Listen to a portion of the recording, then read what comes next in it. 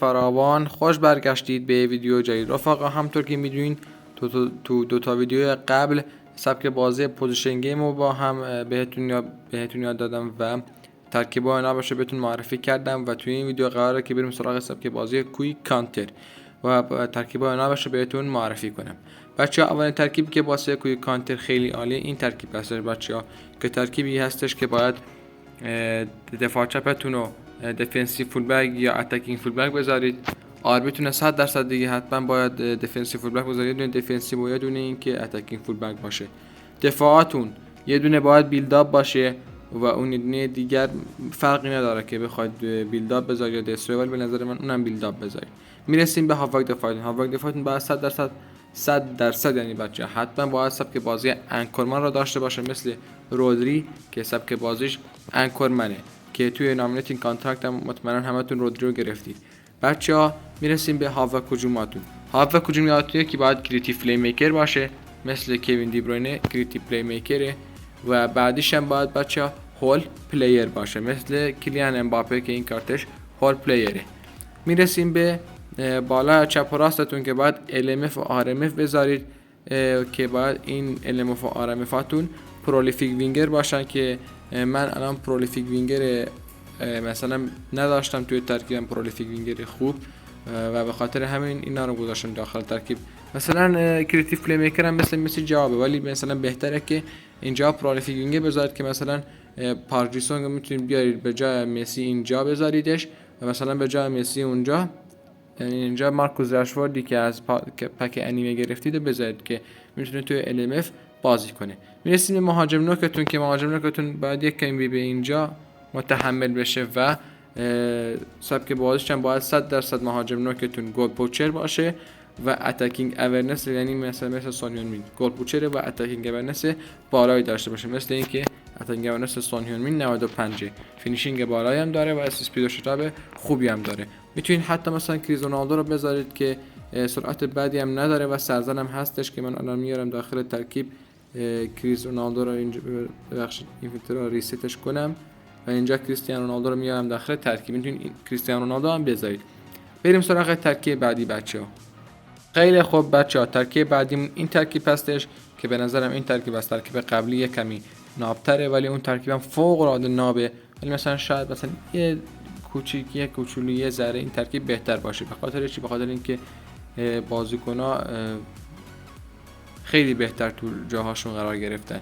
این ترکیب بچه‌ها باید دفاعاتون مثل ترکیب قبلی یه دونه دفنسیو، یه دونه اتکینگ فول بک و دو تا دفاع واسهتون، یه دونه حتما بیلداپ. اون یکی فرق نمیکنه که اکسترا فورتمن باشه، دسترویر یا بیلداپ، ولی ترجیحاً بیلداپ بذارید.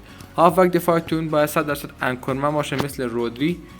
هافبک هجوماتون گفتم یکی کریتیو پلی میکر مثل این کارت هر دی بروینه و اون یکیتون 100% هول پلیر مثل امباپه باشه. میرسیم به بالا چپ و راستتون که بچه‌ها توی این ترکیب باید اونا رو LWF و RWF بذارید، نه مثلا تو ترکیب قبلی RMF و LMF بوده، ولی توی این ترکیب باید LWF و RWF یعنی وینگر بذاریدشون و ترجیحاً پرولیفیک وینگر بذارید. ولی اگر پرولیفیک وینگر هم نبود اوکی هست، میتونید مثلا پارجیسون رو بذارید مثل این کارتش که ناب سبک باکس تو باکس هم داره مثلا، ولی میتونید بازیکن دیگری هم بذارید. واسه اون سمت هم مثلا مسی اوکی چون سبک بازی کریتیو پلی میکر داره، ولی مثلا میتونید یکی پرولیفیک وینگر بذارید، میگه مسی عملکردش اونجا بهتره. خب بچه بریم یه گیم پلی هم با این ترکیب ببینیم عملکردش واسمون چطوری هستش. خیلی خوب بچه‌ها، داد کانشینا ترکیب من نگاه میکنید که کانشینا رونالدو خیلی بده، به جاش فرناندو تورس رو داخل ترکیب میارم. این برم ترشتگن رو من به پیتر چک ترجیح میدم بچه‌ها، واقعا این کار ترشتگن فوق العاده است.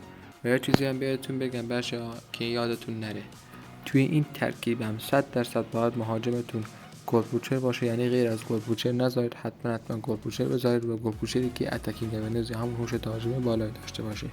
الان مثلا رونالدو گل پوچری بود که هر دو تا رو با هم داشت، ولی کانشنش بد بود، به جاش فرناندو تورس آوردم داخل ترکیب. اینم ترکیب حریف منه بچه‌ها، روی حساب که پوزیشن گیم بازی میکنه. ترکیبش اصلا مناسب پوزیشن گیم نیست. من واسه پوزیشن گیم من ویدیو گفتم ساختم، میتونید برید نگاهش کنید و اینم ترکیبشه و بریم سراغ گیم پلی. ارلینگ هالند باید بازی رو به جریان بندازه. هالند خودش نمیدونم حریفم داره چی کار میکنه. هالند بالاخره بازی رو به جریان میندازه. کاستا کورتا، دیابی، رایس، امباپه، یه پاس خوب واسه چنگیز آندر و اونجا خود آندر، موسا دیابی و ترشتگن باید بازی رو به جریان بندازه. خود ترشتگن بلند، فرناندو تورس ضربه سر اول اونجا میزنه. رودری، امباپه، مسی کاستا کورتا توپشو میزنه. دیویس، امباپه نمیتونه اونجا حرکت کنه. امباپه خودش، رودری، حالا اونجا هرناندز، پارجی سونگ پرتاب تو اونجا گرفته. تئو هرناندز متوسط این ضربه است. پارجی سونگ واسه مسی یه دیپینگ شوت عالی که توپی که گل نمیشه. فرناندو تورس ارسال، مسی توپش سر رد میشه. موسا دیابی، رایس، هالند، دیابی، اوندر، امباپه اونجا حرکت خود امباپه و ضربه سری که ترشتگن در اختیار میگیره. فرناندو تورس، دیبروینه، دکلن رایس، موسا دیابی اونجا، داوید آلابا یه پاس واسه پارجیسون، مارکینیوش اجازه کارو نمیده. چنگیز اوندار، اپامکانو اونجا یه حرکت تکنیکی حریفمون در میاره. مارکینیوش، چنگیز اوندار اونجا خود پارجیسون توپش بیرون میره. رودری، فرناندو تورس، امباپه، رودیگر، دیویس اونجا یه پاس واسه مسی واسه امباپه پاسش، رودری، خود دیویس، هالند برای دیویس، آلفونسو دیویس برای امباپه برای چنگیز که اونجا اجازه کار رو بازیکن تیم من نمیدن. یه پاس فوق العاده اونجا پارچیسون، یه پاس دیگه فرناندو تورس به توپ نرسید. اونجا مسی، رودری، هالند یه پاس فوق العاده، دیویس، آلفونسو دیویس خودش حرکتش رو انجام داده از اون سمت. حالا رودری به زیر توپ میزنه. رایس، رودری، دیابی، اوپامکانو حالا یه پاس واسه فرناندو تورس و سوت پایین نیمه اول. سون هیون مین بازی رو به جریان میندازه. اونجا رودری پاسش اشتباهه. موسا دیابی، چنگیز، رایس، هالند، اوپامکانو اونجا یه پاس فوق العاده برای پارجیسون، خود پارجیسون ارسال پارجیسون که اونجا اجازه کار مدافعین تیم حریف نمیدن.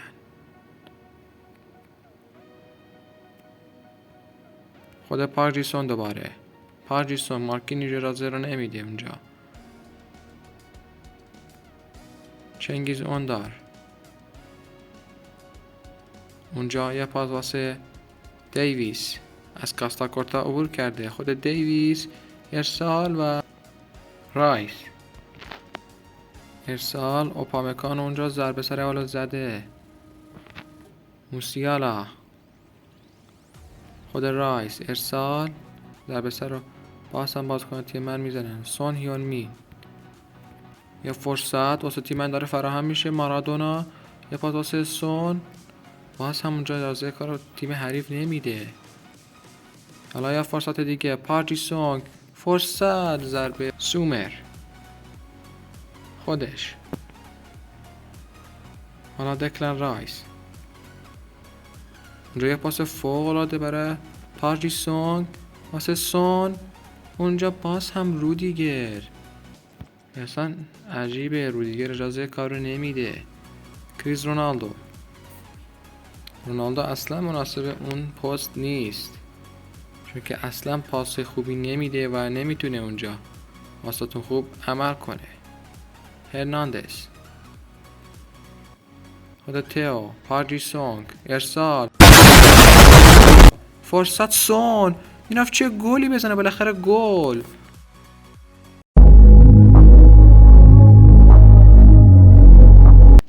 دیگو ژوتا بازی رو به جریان میندازه. خود ژوتا، جمال موسیالا برای نیمار حرکت کرده از اون سمت. نیمار خودش وارد محوطه جریمه میشه. اونجا کریس رونالدو، اجازه کار رو بهش نمیدم. اونجا فرصت واسه تیم حریفه. دیگو ژوتا، حریفمون داره خوب بازی میکنه. اونجا یه پاس فوق العاده برای پارک جی سونگ. رودری، اونجا رودری از تیم من نمیتونه توپو بگیره. کاستاکورتا توپ گیری کرده، یه پاس اونجا واسه مارادونا. حالا کاستاکورتا از تیم حریف. اونجا یه پاس دیگه واسه مارادونا. کاستاکورتا، موسیالا، رونالدو. حالا از اون سمت حرکت رونالدو، پاس رونالدو اونجا باز هم بده. موسیالا، رونالدو، خود رونالدو، پاس نیمار. حالا باز هم فرصت برای تیم حریفه که اونجا رودری. حالا مسی، یه موقعیت حساس و خطرناک واسه تیم من داره فراهم میشه که رودیگر میاد و توپو در اختیار میگیره. کاستاکورتا، یه پاس دیگه واسه مارادونا. خود مارادونا و سوت پایان بازی. بچه‌ها دیدید که من بازی رو با نتیجه 1 بردم و دیدید که حریفمون بازی بلد بود واقعا، وگرنه میتونستیم گل‌های بیشتری بزنیم با این ترکیب.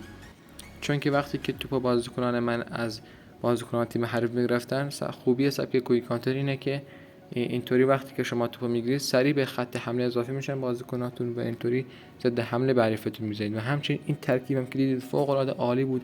وینگرها خیلی عالی حرکت میکردن، پاس‌ها رو به مهاجما میرسوندن. یه شوت فوق العاده زد که سون دروازه‌بان برگشت داد و مارادونا در ادامه ریواندش رو به گل تبدیل کرد. من با نتیجه 1 بازی رو بردم، وگرنه اگه حریف بازی بلد بود حریفمون، وگرنه میتونستیم گل‌ها بیشتری هم بزنیم.